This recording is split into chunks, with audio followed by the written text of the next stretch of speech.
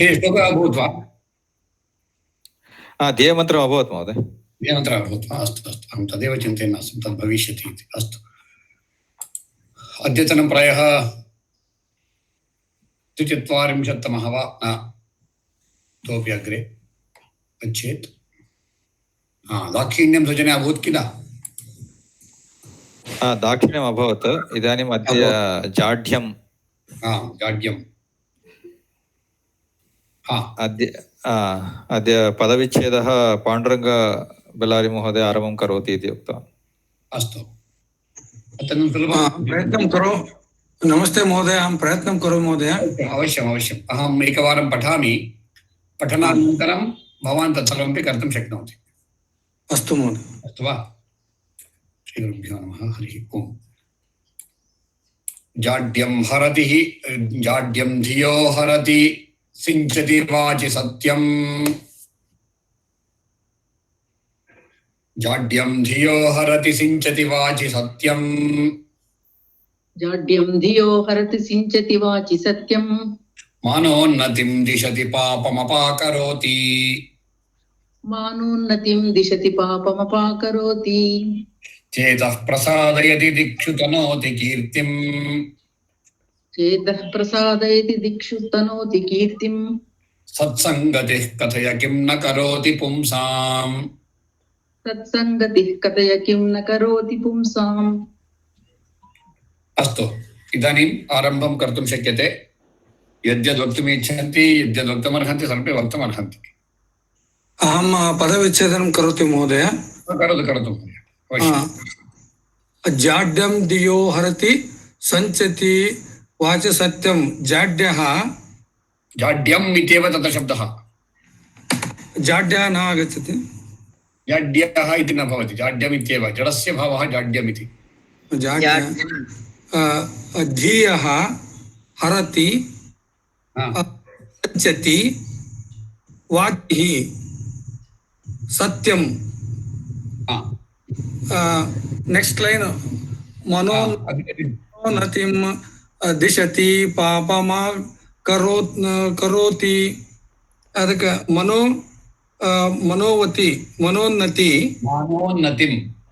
मानोन्नतिं पापम आकरोति।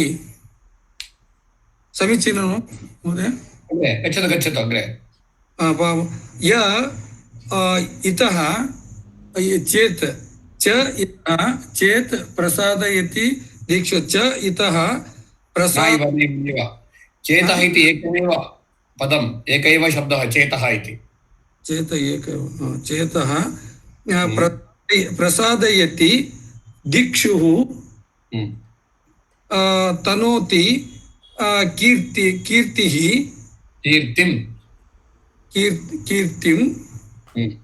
सत्संगः इति। सत्संगम इति। गतिः इत्येव शब्दः। सत्यं। कथय किं न करोति पापं पुंसाम्।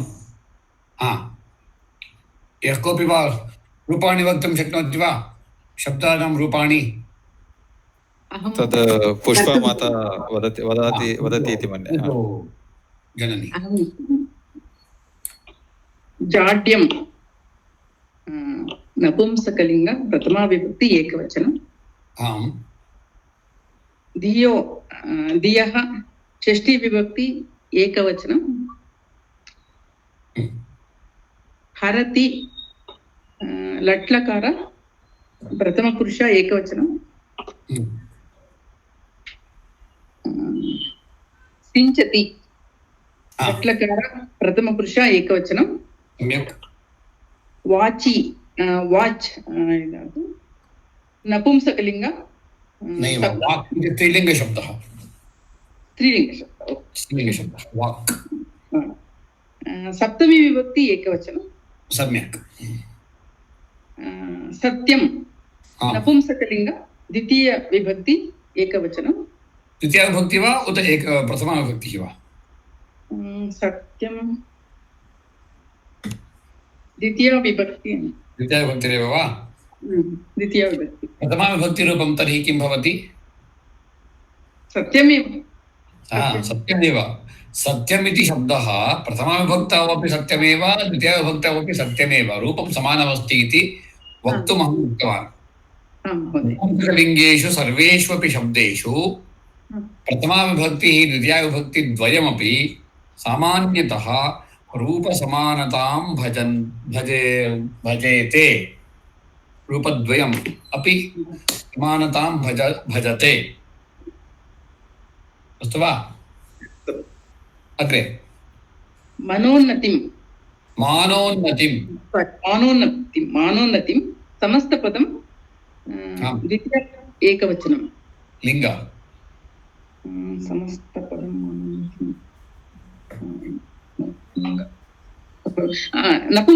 नपुंसकलिङ्ग उन्नतिः इति शब्दः स्त्रीलिङ्गशब्दः। स्त्रीलिङ्ग दिशति लट्लकार प्रथमपुरुष एकवचनं सम्यक्। पापम् अपाकरोति लट्लकार प्रथमपुरुष एकवचनं पापं द्वितीया विभक्ति एकवचनं समीचीनं। चेतः चित् धातु पुल्लिङ्ग चेतः प्रथमाविभक्ति एकवचनं चेतस् इति शब्दः सः। अग्रे चेतः ऐ डोण्ट् नो प्रथमाविभक्ति एकवचनं तावदेव, चिन्ता मास्तु। प्रसादयति लट्लकार प्रथमपुरुष एकवचनं सम्यक्। दिक्षु दिश् स्त्रीलिङ्ग सप्तमी विभक्ति बहुवचनं सम्यक्। तनोति लट्लकार प्रथमपुरुष एकवचनं अस्तु। सत्सङ्गतिः स्त्रीलिङ्ग प्रथमा विभक्ति एकवचनं अस्तु। समस्तपदं समस्तपदं कथया मीन्स् वदतु मीन्स् लोट् प्रथमपुरुष एकवचनं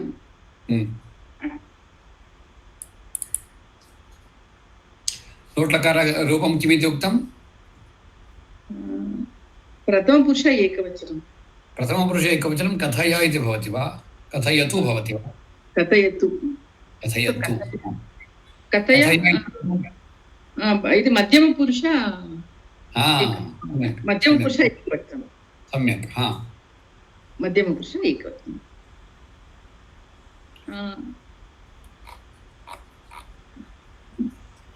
अग्रे किं करोति इति किं न करोति पुंसां न करोति पुंसां आम् प्रियः जाड्यं हरति आम् वाचि सत्यं सिञ्चति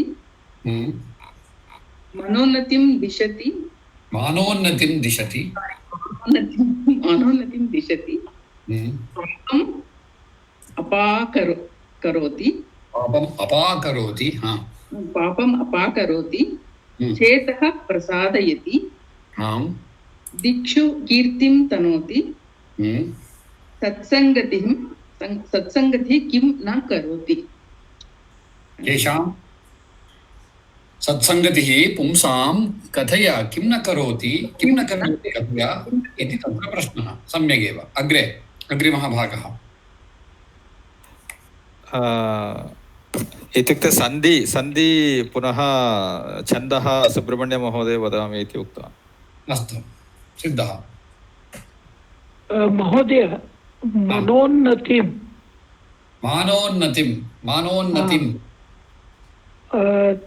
तत् अहं गुणसन्धि इति मन्ये। मान प्लस् उन्नति आउ वो गुणसन्धि एकैकसन्धि अस्ति तत्र।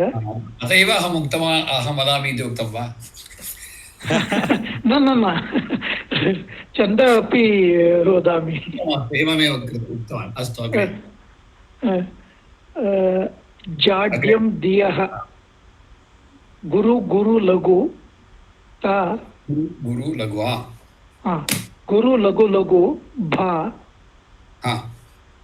गुरु लघु गुरु लघु ज ती कथं गुरु भवति? सिञ्च न ती पश्यतु। लघु एव ती लघु सिञ्च लघु इति- हा, गुरु लघु सम्यक्, हा, हा लघु गुरु लघु सम्यक्, जगड हा। सत्यं मा नैव अत्र प्रत्येकस्मिन्नपि श्लोके हा, 4 पादाः भवन्ति। हा। कति अक्षराणि सन्ति अत्र? अत्र 28 प्रथमपादे 28 कथं भवति? 22 एव भवेत्। चतुर्दश चतुर्दश किल 14 प्लस 14 28 28 वा? च अहं हा 23 कथमपि अत्र ज्ञातवान्। नैव 28 चेत् अस्तु अस्तु। 28 अस्तु, तब ज ज इति भवति वा? हा तब जज तब गौ गः इति। अत्र हा सत्यम् इति अत्र एकस्य पादस्य अन्ते हा यदि किमपि अवशिष्टं भवति चेत् तस्य गुरु गुरु इति स्थापनीयं। लघु भवति वा गुरु भवति वा तत्र सम्बन्धः नास्ति यद्यपि। अत्र अतः त भ ज ज ग ग इति भवति। हा सम्यक् अस्तु वा? अस्तु अस्तु, तर्हि तस्य नाम किमपि अस्ति तद् क्वचित् अन्वेषणं कुर्वन्तु। अस्य छन्दः नाम वसन्ततिलका इति भवति। उक्ता वसन्ततिलका तपजाजगौगः इत्येव सूत्रं तस्य। अतः तेषां विषये अहं कदापि न वदिष्यामि, वयमेव तस्य अन्वेषणं कुर्मः। अस्तु वा? अस्तु, अग्रिमः भागः अग्रिमभागः कोऽपि मा वाक्यं वदति वा? नोन्नति तद् ज्ञातं, सर्वेष्वपि पादेषु तथैव भविष्यति, चिन्ता मास्तु। इदानीम् अग्रिमः भागः नाम कोऽपि अन्वयक्रमेण किमपि अथवा वाक्यानि कृत्वा वक्तुं शक्नोति वा?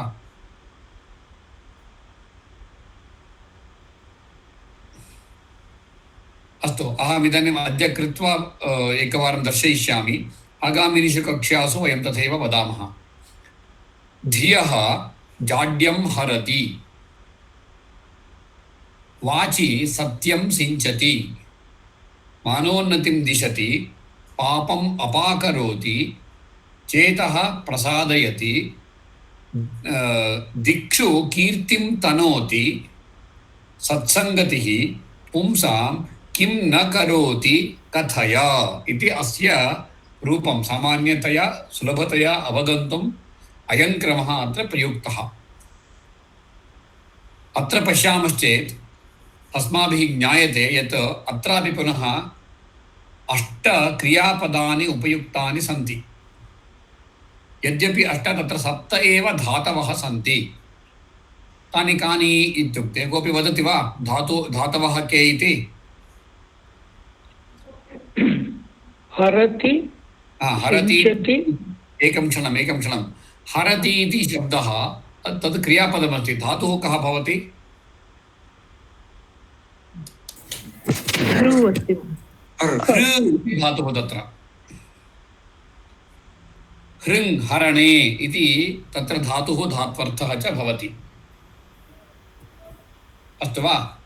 इदानीम् अहमेकं पुस्तकं प्रदर्शयामि। तद् पुस्तकं, तस्य पुस्तकस्य उपयोगं वयं सर्वे कर्तुं शक्नुमः इति अहं चिन्तयामि। संस्कृतभारत्या इदं पुस्तकम् इदानीं प्रकाशितमस्ति। अस्तु वा?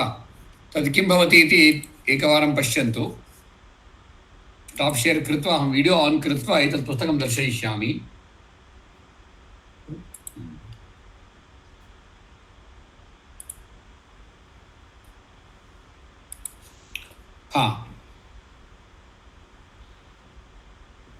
सर्वेपि मम एतद् किमिति मम चित्रं दृश्यते वा? मत्पुरतः पुस्तकमस्ति। आं महोदय दृश्यते। एतत् पुस्तकं धातुरूपनन्दिनी इति वर्तते। अस्तु वा? एतस्मिन् पुस्तके एतत् पुस्तकं जनार्दन हेगडे महोदयेन सम्पादितं। लिखितमिति अहं न वदामि। कुतः न लिखितमिति वदामि चेत् एतस्मिन् पुस्तके सर्वेषामपि धातूनां रूपाणि दत्तानि सन्ति। संस्कृतभाषायाम् आहत्य 2000 धातवः सन्ति, अस्तु वा? तेषु धातुषु तेषां धातूनां सर्वेषामपि सर्वेष्वपि लकारेषु किं कानि रूपाणि भवन्ति इति अत्र सम्यक्तया निर्दिष्टमस्ति, दर्शितमपि अस्ति। अतः वयं सर्वेपि एतस्य पुस्तकस्य किञ्चिदिव उपयोगं कुर्मः इति अहं सर्वेष्वपि विनन्तिं करोमि तावत्। हृ इति शब्दः क्षम्यतां महोदय, वदतु। अहं क्रीणयामि तत् धातुपुस्तकं वा कथम् उपयुज्यम् उपयोक्तव्यमिति वा न जानामि। अत्यन्तं समीचीनतया प्रश्नः पृष्टः। इदानीम् अहं भवते तर्हि किञ्चिदिव कष्टं कार्यं ददामि। तत्र अन्तिमपृष्ठेषु प्रायः मम पुस्तके तत् 458 अस्ति, 458 पेजस् सन्ति। तत्र कति सन्ति पृष्ठाः? कति पृष्ठात्मकः ग्रन्थः सः? 454 अस्ति वा? अन्तिमे 484 अस्ति वा? अस्तु। तर्हि अन्तिमपृष्ठस्य प्रथमः धातुः कः अस्ति? अन्तिमपुटे प्रथम हसे। प्रथमधातुः कः? हसे ध्वा सेट् परस्मै इति अस्ति। तर्हि तत्र एका संख्या अस्ति किल? 721 अस्ति वा? तर्हि तत्र धातुसङ्ख्याः दत्ताः सन्ति वामपार्श्वे तत्र पृष्ठेषु। सेट् भा सेट् अग्रे सर्वं त्यजतु, केवलं संख्यां पश्यतु। 721 किल? तत्र सर्वेषामपि धातूनां संख्या दत्ता अस्ति। तत्र गच्छति चेत् तत्र 721 मध्ये गच्छतु, पृष्ठसङ्ख्या न, धातुसङ्ख्या। 7 एकनिमिषं महोदय। अन्येषां कृते एतत् इन्फर्मेशन् कृते ददत्तमेव। यथा महोदयेन उक्तं पुस्तकं स्वीकृतं कथं तस्य उपयोगः इति न जानीमः इति भवति चेत् एवं कर्तुमर्हन्ति। तत् पुस्तकं स्वीकृत्य यं कमपि वा धातुं तत्र पृष्ठभागेषु इण्डेक्स् रूपेण दत्तमस्ति, तद् पश्यामश्चेत् तत्र सर्वेषामपि धातूनां तस्य धातोः सर्वलकारेषु रूपाणि यानि भवन्ति तानि दत्तानि सन्ति। उदाहरणार्थं गम् इति धातुः अस्ति इति चिन्तयामः, अथवा गच्छ इति धातुः अस्ति इति चिन्तयामः। तत्र किं भवति? लट्लकारे किं भवति इत्युक्ते गच्छति इति भवति। तद् वदामः, तद् जानीमश्च। पुनः द्वितीयः लकारः अस्ति लिट्लकारः अस्माकम् उपयोगाय। तस्य किं भवति इत्यत्र जगाम इति भवति। तथैव क्षम्यतां महोदय, 484 ಪುಟ अस्ति, 721 ಪುಟ ನಾಸ್ತಿ ಇರದೆ 444 ಅಂತಿದೆ, 720 ಹೇಗೆ ಹುಡುಕೋದು? ಅದಕ್ಕೆ ನಾನು ನಿಮ್ಗೆ ಹೇಳಿದ್ದು, ಅದು ಧಾತುಗಳ ಸಂಖ್ಯೆ, ಅದು ಪುಟ ಸಂಖ್ಯೆ ಅಲ್ಲ. ಧಾತುಗಳ ಸಂಖ್ಯೆ ಆ ಧಾತುಗಳ ಸಂಖ್ಯೆ ತಾः धातूनां संख्याः दृष्ट्वा गच्छति चेत् 721 भवति, लभते एवं मध्ये क्वचित्। ओके, अस्तु वा?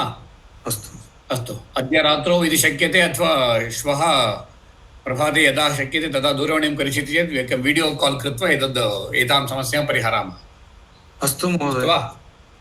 अद्य इदानीं कक्षायाः तदनन्तरं मम अन्या कापि गोष्ठी अस्ति, अतः अस्तु वा? इदानीं पुनः अत्र हरति इति धातुरस्ति। अत्र पुनः एतस्य धातोः दशसु लकारेषु कानि रूपाणि भवन्ति इति अस्माकं मनसि प्रश्नः उद्भवेत्। तदा प्रत्येकस्यापि एकैकं रूपं भवति। हरति इति लट्लकारः, प्रत्येकस्य लकारस्यापि लट्लकारः। लिट्लकारे किं भवति? जहार। लुट्लकारे किं भवति? हर्ता। लुट्लकारे किं भवति? हरिष्यति। लोट्लकारे किं भवति? हरतु। लङ्लकारे किं भवति? अहरत्। विधिलिङ्लकारे किं भवति? हरेत्। आशीलिङ् लकारे किं भवति? अर्हात् इति भवेत्। अर्ह्यात् इति किमपि तथा भवेत्। एवं सर्वेष्वपि लकारेषु प्रत्येकस्यापि धातोः रूपाणि दत्तानि सन्ति। तस्मिन् दिवसे अहं स्मरामि, अस्मिन् विषये मया किञ्चित् उक्तमस्ति, किञ्चिदिव लेक्काचारः कृतः अस्ति। इत्युक्ते सङ्ख्यादिकं दर्शिताः सन्ति। एतत् स्मरन्ति इति मन्ये, एतदपि दृश्यते इति मन्ये। 200 धातवः, 10 लकाराणि, 10 लकाराः, 9 रूपाणि एतस्मिन् 21 नो चेत् 22 इत्येव चिन्तयन्तु। एतावन्ति कति क्रियापदानि संस्कृतभाषायां सन्ति। अस्तु किल? धातुः तस्य विकरणप्रत्ययः परे, तस्योपरि पुनः आख्यातप्रत्ययाः कस्य प्रत्येकस्यापि लकारस्य एवं भवितुमर्हन्ति। तस्य तिङ् रूपम् इति कथयामः। तस्य नाम तिङन्तः अथवा क्रियापदम् इति वदामः वयम्। एतत् अस्माभिः चिन्तितमासीत् इति मन्ये, सत्यं किल? इदानीं वयं चिन्तयामः, हरति इति शब्दः अस्ति, तस्य पञ्चलकारेषु रूपाणि वक्तुं शक्नुमः वा इति पूर्वं कश्चन प्रयत्नः कृतः आसीत्। इदानीम् अग्रिमकक्ष्यासु अस्मभ्यं पुनः तादृशं किमपि कर्म दत्तं यत् एतावत्पर्यन्तं यत्र यत्र क्रियापदानि दृष्टानि सन्ति तेषां सर्वेषामपि लट्लकारे, तदनन्तरं लङ्लकारे, लोट्लकारे, लृट्लकारे, तथैव पुनः विधिलिङ्लकारे 5 अपि लकारेषु वयं लिखित्वा प्रेषयामः। कस्मै प्रेषणीयम्? अन्यस्मै प्रेषणीयं, तावदेव। सर्वमपि परिष्कृत्य तदनन्तरम् अन्ते मह्यं प्रेषणीयं। तदा सर्वं समीचीनमस्ति वा न वा इति पुनः पश्यामः। एवं कुतः इत्युक्ते एतेन अस्माकं ज्ञानं, संस्कृतज्ञानं वर्धते। इदानीं चिन्तयामश्चेत् धियः इत्युक्ते इत्युक्ते मनः। मनसः जाड्यं, जडस्य भावः जाड्यं, तद् निष्कासयति, हरति, तद् नाशयति इत्यस्मिन् अर्थे। किमिति पुनः अन्ते वदामः। वाचि सत्यमेव सिञ्चति। वाचि इत्युक्ते अस्माकं मुखात्, अस्माकं वाक्येषु सर्वदा सत्यमेव यथा सिञ्चति। सिञ्चनं नाम कन्नडभाषायां चिमुकिसुवुदु इति। सर्वदा अस्माकं मुखात् सत्यमेव निर्गच्छति। सत्यमेव यथा निर्गच्छेत् तथा तस्य यत्नः भवति। कस्य? चिन्तयामः। मानस्य उन्नतिं दिशति। दिशति नाम दर्शयति इत्यस्मिन् अर्थे स्वीकर्तुं शक्यते। अस्माकं मानस्य उन्नतिं दर्शयति, अथवा तत्र अस्यां पङ्क्त्याम् अथवा अस्मिन् पथे, अस्मिन् मार्गे गन्तव्यम् इति सूचयति। यदि अस्मासु किमपि पापम् अस्ति चेत् तत् सर्वमपि निराकरोति। शृङ्गेरी श्रीणाम् एकं पद्यमस्ति, मम पापम् अपाकुरु देव। अपाकुरु इत्यत्र निवारणं कुरु इति। तत्र गरुडगमन तव चरणकमलयुग मनसि लसतु मनसि मम नित्यं, मम पापम् अपाकुरु देव, मम तापम् अपाकुरु देव इति तत्र वाक्यमस्ति। अपाकुरु नाम तत्र निष्कासयतु, निराकरोतु इत्यस्मिन् अर्थे। चेतः, चेतः नाम पुनः मनः, तद् यथा प्रसन्नः भवतु तथा करोति। अग्रिमः नाम दिक्षु, विविधेषु दिक्षु, विविधासु दिक्षु। वयं जानीमः 8 दिशः सन्ति। यथा पूर्वं तथैव प्राची प्रतीची उदीची तथा दक्षिणा तथैव मध्ये मध्ये पुनः चतस्रः दिशः सन्ति यथा आग्नेयम् आग्नेयी नैऋती तथैव वायव्या तथा ऐशानी एवं चतस्रः दिशः सन्ति अष्टदिशसु अपि अष्टदिक्षु अपि अस्माकं कीर्तिं नाम यथा अस्माकं यशः अस्माकं वैशिष्ट्यं सर्वत्रापि तत् प्रसरति इत्यस्मिन् अर्थे अन्ते कविः पृच्छति सत्सङ्गतिः अस्ति किल सत्सङ्गतिः नाम सतां साकं सद्भिः साकं संगतिः संगतिः नाम तैः साकं गमनं सज्जनैः साकं भवनं सज्जनैः साकम् अस्माकं जीवनं यदि कुर्मश्चेत् पुंसाम् इत्युक्ते पुनः षष्ठी विभक्ति बहुवचनं पुरुषाणां महिलानां नाम इति तत्र प्रयोगः नास्ति संस्कृतभाषायां पुरुषः नाम ह्यूमन् बीइङ्ग् इति अतः तत्र महिलानाम् इति तत्र निर्देशः न स्यात् अतः पुंसां नराणां मनुष्याणां किं किं न करोति कथय कथय इत्युक्ते भवान् कथयतु त्वं कथय मया पूर्वम् उक्तमस्ति पुनः उच्यमानः विचारः अस्ति कथय इति शब्दः मध्यमपुरुषे अस्ति मध्यमपुरुषप्रयुक्तः प्रयुक्तं सर्वनामशब्दं तु सर्वनामपदं तु त्वम् इति भवति पाणिनिः यथा वयं जानीमः महाज्ञानी आसीत् महाज्ञानिरभूत् सः चिन्तितवान् जनेभ्यः कुतः कष्टं दानं मास्तु इति विचिन्त्य सः उक्तवान् त्वम् इति शब्दस्य प्रयोगे मध्यमपुरुषः भवेत् परन्तु यदि जनाः भवत् शब्दस्य उपयोगं कुर्वन्ति चेत् तस्य कृते प्रथमपुरुषशब्दः एव अलम् नाम सूत्रमस्ति भवद्योगे न मध्यमः शेषे प्रथमः इति इत्युक्ते भवत् शब्दस्य प्रयोगं कुर्मश्चेत् भवान् भवती भवत् इति शब्दानां प्रयोगे यद्यपि तद् त्वम् इत्यस्मिन् अर्थे भवति चेदपि चिन्तयन्तु अवगच्छन्तु जानन्तु च तत्र प्रथमपुरुषस्य प्रयोगः साधुः अतः अस्य साक्षात् अनुवादः कन्नडभाषायां वा आङ्ग्लभाषायां वा हासाय भवति नाम कथं भवान् गच्छतु नीवु होयितु नीवु होदनु किं भवति तत्र अर्थः नीवु होगु अथवा नीवु होदिरि इति भवेत् किल ಅವನು ಹೋದನು ನೀವು ಹೋದನು ಅವನು ಹೋಗುತ್ತಾನೆ ನೀನು ಹೋಗುತ್ತಾನೆ इति कदाचित् हासाय भवति अन्यासु भाषासु परन्तु सूत्रमस्ति इति कारणेन वयं सर्वदा अपि भवान् शब्दस्य प्रयोगं कुर्वन्तः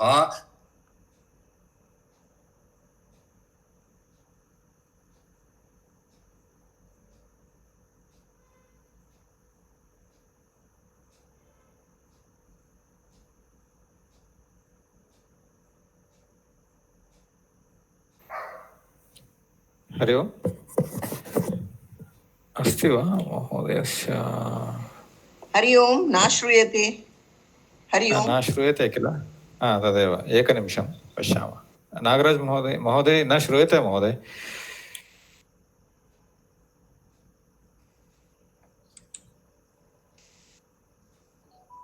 हरि ओम् श्रूयते वा इदानीम् आं महोदय श्रूयते मम एक दूरवाणी आगता अतः अत्र कर्तिताः अभूत् अस्तु किं वदन्नासम् तदेव भवतः शब्दविषये तत् भवान्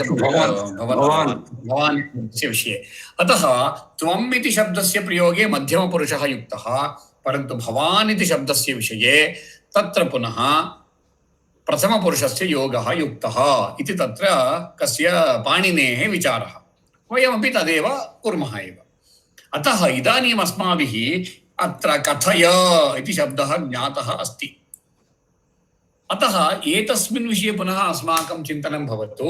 अस्य रूपं किमस्ति? लोट्लकार मध्यमपुरुष एकवचनमस्ति। वयम् अग्रिमकक्षायाः पूर्वम् एवं कुर्मः, एतस्य लट्लकारे मध्यमपुरुषे एकवचनं किं भवति, तथैव लिट्लकारे किं भविष्यति, लङ्लकारे किम् अस्ति, विधिलिङ्लकारे किम् अस्ति इति एवं प्रयोगान् अथवा ज्ञानं प्रापतः गच्छामः, प्राप्नुवन्तः गच्छामः अथवा अस्तु वा? यतोहि ज्ञानमित्युक्ते तदेव किल, विस्तरति किल। ज्ञानं प्राप्नुवन्तः गच्छामः। अस्तु, मम उद्देशः शत्रुप्रत्ययस्य प्रयोगः भवेत् इति आसीत्। ज्ञानम् अस्तु, प्राप्तवन्तः इति शत्रुप्रत्ययेन भवति, तत् तवतु प्रत्यये भवति। अस्तु वा? अस्तु, पुनः चिन्तयामः। अतः अस्माकम् अत्र प्रयोगः तथा भवेत्। तथैव करोति इति शब्दः अत्र दृश्यते, तनोति इति शब्दः अस्ति, दिशति इति शब्दः अस्ति, प्रसादयति इति शब्दः अस्ति, हरति सिञ्चति इति शब्दाः सन्ति। तेषां सर्वेषामपि मध्यमपुरुषस्य प्रयोगं किञ्चित् अभ्यासं तेषां कुर्मः इति उक्त्वा एतस्य श्लोकस्य वैशिष्ट्यं कविः वदति। सत्सङ्गतिः सर्वमपि करोति। अस्माकं मनसि यदि किमपि जडता, अयो कः करोति त्यजतु भोः इति जडत्वं किमपि भवति चेत् तद् निष्कासयति। सर्वदा अस्माकं मुखात् सत्यमेव बहिः आगच्छेत् तथा यत्नं करिष्यति। अस्माकं मानस्य उन्नतिं करोति, मानस्य उन्नतेः पथदर्शनं करोति। तथैव अस्माकं यदि पापम् अस्ति चेत्, यदि अस्माकं मनसि असूया अस्ति अथवा अस्माकं मनसि किमपि असत्यं, यथा पूर्वमुक्तं तथा वर्तते, हिंसायाः विचारः वर्तते चेत् तत्सर्वमपि निराकरोति, तत्सर्वमपि निष्कासयति। एकं लघु उदाहरणं दास्यामि अस्मिन् सन्दर्भे। राजकुमारः, डाक्टर् राजकुमारः इति अस्माकं कन्नड चलच्चित्ररङ्गस्य कश्चन नायकः, तस्य मृतिरभूत्। तस्मिन् समये बेङ्गळूरु महानगरे महान् कोलाहलः जातः। अस्माकं कश्चन बन्धुः नाम रक्तबन्धुः न, रक्तसम्बन्धी न, परन्तु सामान्यतः अस्माकं सार्वजनिक कश्चन बन्धुः। वयं सर्वेपि क्षीरपानार्थं क्वचित् स्थाने तिष्ठन्तः आस्मः। तदा सः उक्तवान्, साम्यगासीत् ह्यः इति। वयं पृष्टवन्तः किम् अभूत् इति। पोलीस् वर्य सार्याग हाक्कोंड नोडिद्रो इति उक्तवान् सः। अस्मासु कश्चन जनः तत्क्षणमेव झटिति पृष्टवानेव, पोलीसರಿಗೆ ಯಾರಾದರೂ ಹೊಡಿತಾರೇನಾ इति। तच्छ्रुत्वा एतस्य कसिविसि अभूत्। किं कर्तव्यमिति तेन न ज्ञातम्। तस्य मनसि अयं विचारः स्थापितः, ಯಾರಾದರೂ ಹೊಡಿತಾರಾ इति प्रश्नः। सः तस्य मनसः व्यत्यस्तताम् अनुसृत्य तद् अवगम्य सः पृष्टवान्, पोलीस् इरद्याकप्प, कुतः आरक्षकाः सन्ति? ते सन्ति अस्माकं रक्षणार्थम्।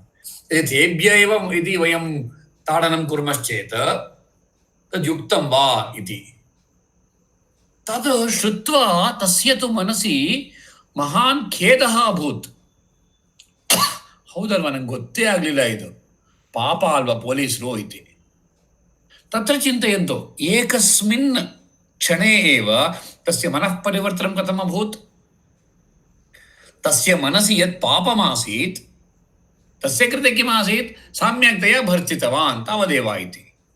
ಪರಂತು ಅತ್ರ ಕಿಮಭೂತ್, ತಸ್ಯ ಮನಸಿ ತು ಆಗತಂ ಸತ್ಯಂ, ಆರಕ್ಷಕಾಃ ತು ಅಸ್ಮಾಕಂ ರಕ್ಷಣಾರ್ಥಂ ಸಂತಿ ಇತಿ. अतः अग्रिमश्चेत् चेतः यथा सर्वदा प्रसन्नं भवतु तथा व्यवस्थापयति अग्रे अस्माकं कीर्तिं दिक्षु सर्वास्वपि दिक्षु तद् प्रसारयति. नाम एतस्य अयं सज्जनः गुणः अस्ति, एतस्य अयं सद्गुणः अस्ति। यद्यपि दोषाः सन्तो, परन्तु गुणविशेषेण अयं विशेषः अस्ति इति सर्वत्रापि कथयति. किं? सत्सङ्गतिः। सज्जनैः साकम् अस्माकं गतिः, सज्जनैः साकम् अस्माकं संगतिः। अतः नरेभ्यः किं किं न करोति एतत् इति अत्र कवेः प्रश्नः अस्ति। तर्हि अत्र कश्चन शब्दः अस्ति गतिः इति। गतिः इति शब्दस्य दर्शनेन अस्माभिः ज्ञायते यदत्र गम् इति धातुः अस्ति इति। तर्हि अस्य रूपं कथं भवति इति अस्माकं मनसि कश्चन प्रश्नः उद्भवेत्, अथवा अहं प्रश्नस्य अवापनं कुर्वन्नस्मि, बीजವನ್ನು बित्तुತ್ತಿದ್ದೇನೆ इति। इदानीं पश्यामः, गम् इति धातुः अस्ति, परन्तु गतिः इति शब्दः तस्य स्त्रीलिङ्गरूपमस्ति अथवा तस्य इकारान्तरूपमस्ति। तद् क्रियापदं नास्ति, परन्तु तत् क्रियामेव सूचयति किल इति अस्माकं प्रश्नः भवेत्। अत्र किञ्चित् चिन्तयामः। इदानीं गतिः इति शब्दस्य प्रयोगः यदि क्रियते चेत् तस्य द्वितीयाविभक्तिः गतिम् इति भवति। तृतीयाविभक्तौ गत्या, अग्रे गत्यै, गत्याः, गत्याः, गत्याम्,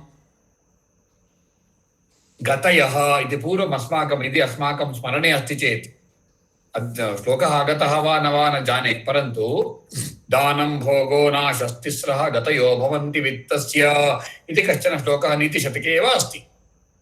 तत्र गतयः इति शब्दः प्रयुक्तः अस्ति। इत्युक्ते गतिः, गति, गतयः इति तत्र शब्दः भवति। अरे, अत्र भवान् उक्तवान् क्रियापद तत्र धातुः अस्ति इति। धातुना क्रियापदस्य निष्पादनं भवति, धातुना क्रियापदस्य निष्पत्तिः भवति। अरे, एतस्य कथं तर्हि तस्य लकारः भवति, तस्य पुरुषः भवति, तस्य वचनानि भवन्ति, परन्तु अस्य भवान् वदति एतत् स्त्रीलिङ्गशब्दः, तत्त्व इकारान्तशब्दः अस्ति, गतिः, गति, गतयः इति शब्दः अस्ति, कथं वदति इति प्रश्नः यदि भवति चेत् मम यत्नः सफलः इति अहं चिन्तयामि। किञ्चिदिव अवगच्छन्तु। नाम यथा अस्माभिः ज्ञातं सुबन्तः इति कश्चन शब्दः अस्माभिः श्रुतः। सुबन्तः नाम नामपदं वयं जानीमः। तथैव कुत्र गतं? तथैव तिङन्तः इति कश्चन शब्दः।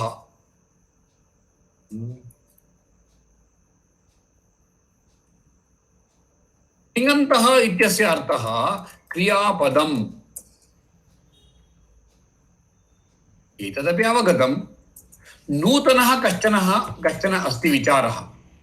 सुबन्तः इति शब्दस्य यदि वयं विभागं कुर्मश्चेत् किं भवति? सुप् अन्तः। सुप् इत्युक्ते अर्थः कः तर्हि? सुप् इत्युक्ते प्रत्ययानां समूहः। सुप् इति प्रत्ययानां समूहः। सुप् इति केचन प्रत्ययाः नामदत्तानि सन्ति। एवं सुप् इति एतेषां नामानि। अत्र किमपि हास्यं वक्तुम् इच्छामि चेत् मया उक्तमस्ति इति मन्ये, न जाने। अस्माकं विद्यालये 1N सेक्शन् पर्यन्तम् अस्ति। 1A, 1B, 1C, 1D, 1E, 1F एवं 1F न 1N पर्यन्तं कक्ष्याः सन्ति अस्माकं विद्यालये। तत्र कश्चन पालक तथा शिक्षकयोः मेलनार्थम् आगतवान्। पालकशिक्षकसभां प्रति आगतवान्। सः 1N इति दृष्टवान्, सः तद् इन् इति पठितवान्। सः किं कृतवान्? इन् अस्ति इति कारणेन सः तद् प्रकोष्ठं प्रविष्टवान्। पश्यति, तत्र किमपि नास्ति एव, न कोऽपि जनः अस्ति। प्रत्यागत्य किमपि कथम् अभवत् इति विचिन्त्य बहिरागत्य यं कमपि लब्धवान्, तं पृष्टवान्, इल् इन् अन्त हाकिदरಲ್ಲ, ಔಟ್ ಅಂತೆಲ್ಲ ಹಾಕಿದರಾ इति पृष्टवान् सः। सर्वेषामपि हासः। तदा सर्वेपि उक्तवान्, सर् अद इन् अल्ल सर् 1N इति। अस्य उदाहरणम् अत्र कुतः इत्युक्ते 1N इत्युक्ते अर्थः कः इत्युक्ते अस्माकं भाषायां 1 n इत्युक्ते फस्ट् PUC n सेक्शन्। अतः मया उक्तम् अग्रिमकक्षा किं भवति इत्युक्ते फस्ट् PUC O सेक्शन् भवति इति न कदापि भवितुमर्हति इति। कुतः इत्युक्ते MNO किल, तदा जनाः किं पठन्ति, अय्यो इति पठन्ति ते इति, अय्यो इति। द्वितीय PUC मध्ये अय्यय्यो भवति किल, तद् मास्तु इति। अत्र विचारः कुतः एवं कृतः नाम सुप् इति प्रत्ययानां समूहस्य नाम। 1 n इत्युक्ते फस्ट् PUC मध्ये केचन छात्राः अस्मिन् प्रकोष्ठे भूत्वा पठन्ति, तेषां सर्वेषामपि n सेक्शन् मध्ये ते सर्वे सन्ति इति कारणेन भवतः कक्षा 1 n इति कथयामः। तदस्माकं डिनोशन्। तथैव सर्वेष्वपि स्थानेषु वयं तथैव पश्यामः। अतः अस्माभिः ज्ञातव्यं सुप् इति प्रत्ययः केवलम् एक एव प्रत्ययः न, सः प्रत्ययानां गणः, प्रत्ययानां समूहः। तथैव तिङ् इत्यपि प्रत्ययानां समूहः गणः वा। प्रातिपदिकस्य सुप्रत्ययस्य योगेन तद् सुबन्तत्वं प्राप्नोति, सुबन्तरूपं प्राप्नोति। सुबन्तं सामान्यतः वयं नामपदं सर्वनामशब्द इत्यादिषु तस्य गणनं कुर्मः। क्रियापदे क्रिया भवति इति कारणेन तस्य समयः वा सन्दर्भः वा भविष्यति, कालः वा सन्दर्भः वा भविष्यति। तथैव तस्य पुरुषः प्रथमः वा मध्यमः वा अहं वा, अहमित्युक्ते उत्तमः इति वा भविष्यति। तथा समस्या नास्ति। परन्तु तृतीयः कश्चन भागः अस्ति, सः विशिष्टः। धातुः भवति, धातोरुपरि धातोः पुरतः अन्यः कश्चन गणः भवति, प्रत्ययानां गणः। तस्य नाम तेषां, तस्य गणस्य नाम, तेषां प्रत्ययानां नाम कृत्। एतस्य किं भवति नाम कृदन्तः इति भवति। किञ्चिदिव चिन्तयन्तु। कृदन्तः तत्र पुनः भागद्वयम् आवहति। एकं तु विशेषणपदम् इति एकं भवति, अन्यत्तु अव्ययम् इत्यपि भवति। तर्हि विशेषणमिति उच्यते चेत् तस्य किं भवति, लिङ्गविभक्तिवचनानि भवन्ति। कथं भवति इति प्रश्ने सति चिन्तयन्तु। यत् अत्र कृदन्तविशेषणेषु, कृदन्तरूपेषु तस्य एक्शन् क्रिया अपि भवति, लिङ्गविभक्तिवचनमपि भवति। एकं विषयम् उक्त्वा विरमामि। कन्नडभाषायां सामान्यतः क्रियापदानि न सन्ति। तर्हि किमस्ति इत्युक्ते कन्नडभाषायां क्रियासूचकानि पदानि सर्वाणि प्रायः कृदन्तानि केवलम्। कुतः इत्युक्ते इदानीं वदन्तु, चिन्तयन्तु मनसि। गच्छति इति शब्दस्य संस्कृतभाषायां सरलता वर्तते अर्थः। गच्छति इत्युक्ते गच्छति इत्येव अर्थः। परन्तु अस्माकं कन्नडभाषायां किं भवति, प्रश्नः उद्भवति, कः गच्छति इति। किमर्थम् इति पृच्छामश्चेत् तत्र गच्छति इत्युक्ते होगु इति अर्थः न। होगुत्ताने अथवा होगुत्ताळे अथवा होगुत्तदे। क्रियायाः कृते लिङ्गस्य आवश्यकता का वर्तते? लिङ्गस्य आवश्यकता नास्ति क्रियां वक्तुं। कन्नडभाषायाम् एका गाथा अस्ति किल, गाथा किमिति, एले एत्तो गुण्ड ಅಂದ್ರೆ उण्डोरेष्टु इति। क्रियेण सूचिसु, क्रियां सूचयतु इति वदामः चेत् लिङ्गः कः इति पृच्छति चेत् तस्य आवश्यकता वा का वर्तते? कन्नडभाषायां चिन्तयन्तु नाम, मध्यमपुरुषं त्यजतु, उत्तमपुरुषमपि त्यजतु, तस्य लिङ्गः नास्ति। संस्कृतभाषायामपि त्वम् इति शब्दस्य लिङ्गः नास्ति, तत् त्रिलिङ्गशब्दः। अहमिति शब्दस्य लिङ्गः नास्ति, किं भवति, तदपि त्रिलिङ्गशब्दः एव।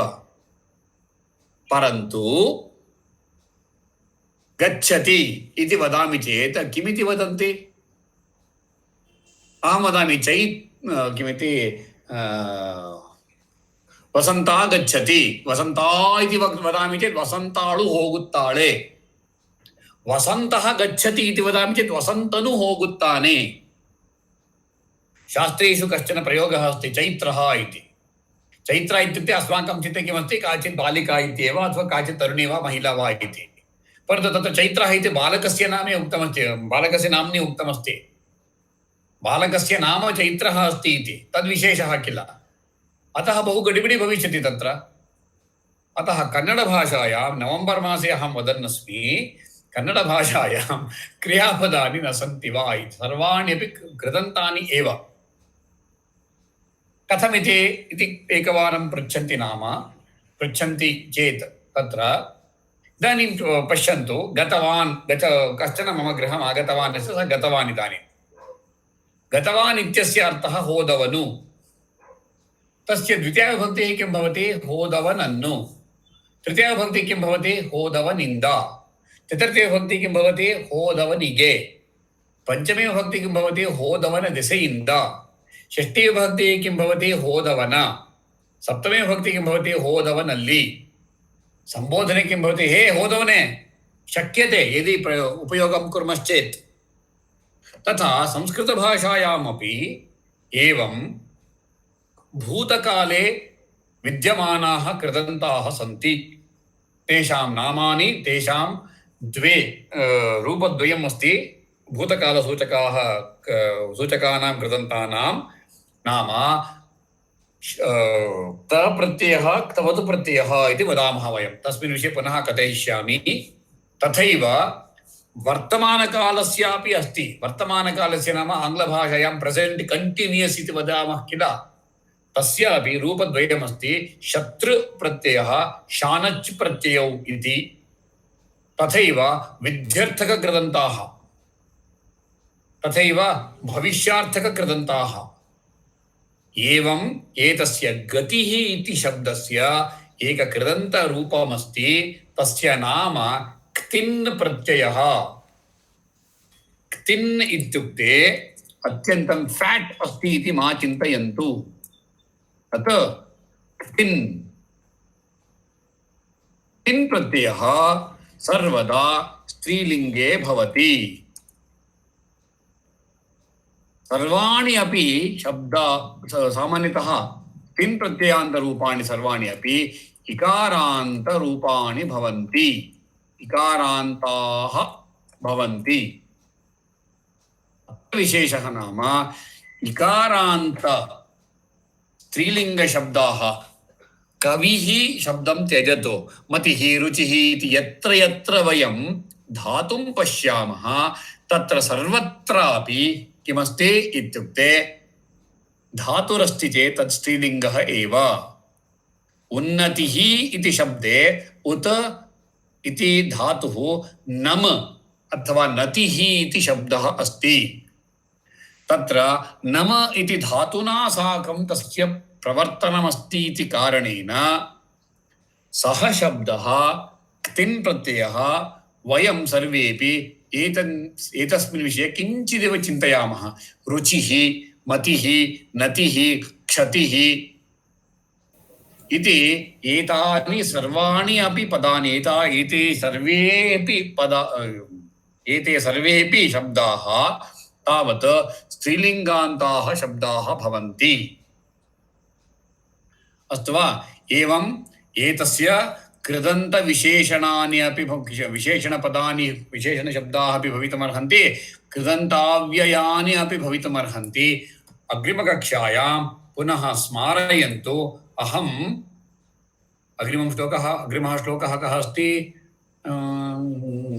अस्तु एतस्य श्लोकस्य आरम्भात् पूर्वं कृदन्ताव्ययानां विषये किमपि उक्त्वा एनं श्लोकं समाप्य अग्रिमं श्लोकं तत्र एतस्मिन् विषये किं किं भवितुमर्हति किमिति कृदन्तशब्दाः इति पुनः उक्त्वा अग्रे गच्छामः इति उक्त्वा मम अद्यतनीं कक्ष्यां समापयिष्यामि यदि यस्य कस्यापि वा सन्देहः कृपया प्रष्टुमर्हन्ति नो चेत् कक्षायाः समाप्तिः अस्माभिः निर्धर्तव्या तावत् धन्यवादः शुभम् कस्यापि वा सन्देहः अस्ति वा आं महोदय। एकैकं वदतु भगिनि, वदतु। महोदय, यदा कदापि मध्ये कृदन्तविषये पठामः तर्हि अकर्तरि कारके इति आगच्छति, तद् किमपि तद्विषये किमपि नावगच्छामि।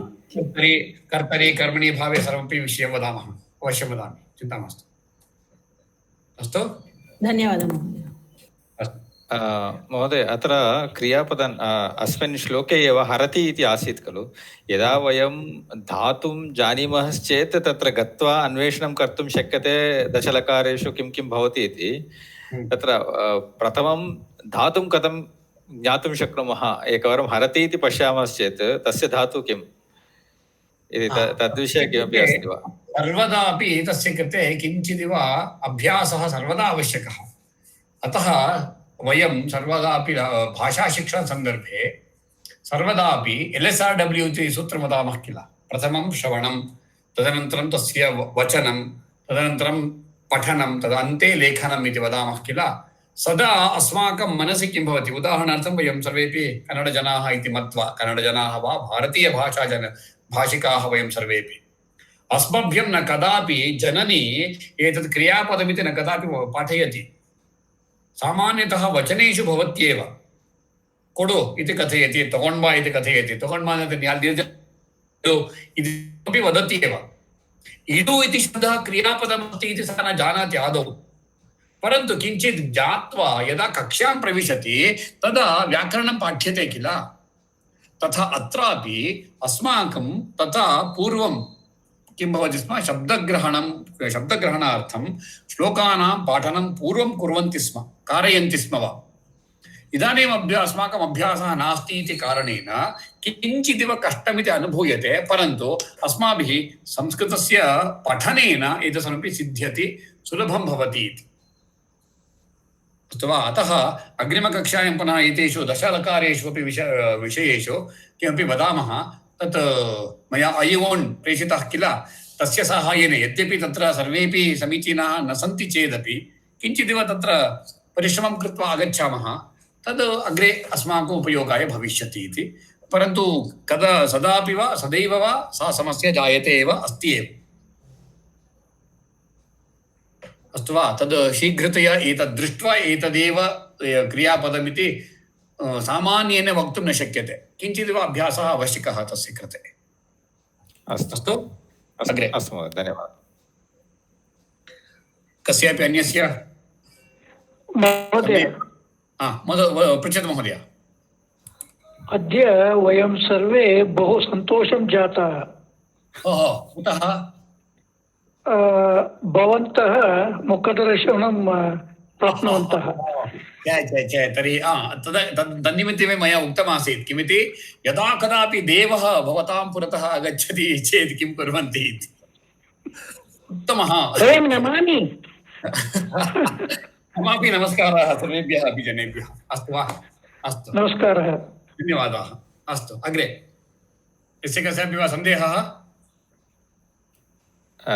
नास्ति चेत् शान्तिमन्त्रम् उक्त्वा विरमामः। अस्तु।